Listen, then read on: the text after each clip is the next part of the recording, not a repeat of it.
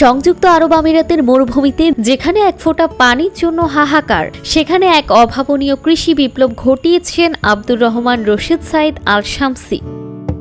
আল আইন শহরের রুক্ষ মরুভূমিতে তিনি গড়ে তুলেছেন এমন এক অর্গানিক খামার যেখানে পানির ব্যবহার 90% কমিয়েও সাধারণ খামারের চেয়ে 3 গুণ বেশি ফলন পাওয়া যাচ্ছে।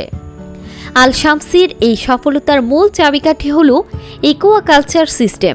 তার খামারে রয়েছে বিশাল 12টি পুকুর, যেখানে প্রায় 5000 তেলাপিয়া মাছ চাষ করা হয়।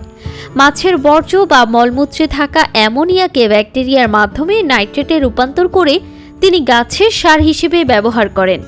ফলে আলাদা কোনো রাসায়নিক সারের প্রয়োজন হয় না এবং উৎপাদিত সবজি হয় সম্পূর্ণ বিষমুক্ত। এই পদ্ধতির মাধ্যমে বছরে 1,05,000 কেজি ফল ও শাকসবজি এবং 5,000 কেজি তেলাপিয়া মাছ উৎপাদিত হচ্ছে।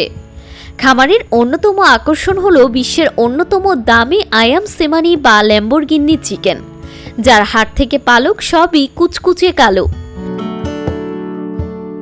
মাছের খাবারের জন্য তিনি খামারেই চাষ করেন ভাসমান ফ্যান, অ্যাজোলা এবং গবাদি পশুর জন্য ফলান আলফা আলফা ঘাস। এই উদ্ভাবনী পদ্ধতির কারণে প্রতি মাসে তিনি প্রায় 25 থেকে 30,000 দিরহাম সাশ্রয় করছেন এবং ইতোমধ্যে জিতেছেন একাধিক পুরস্কার। জান্নাতুল তাহসিন, ডেস্ক রিপোর্ট, সকালবেলা।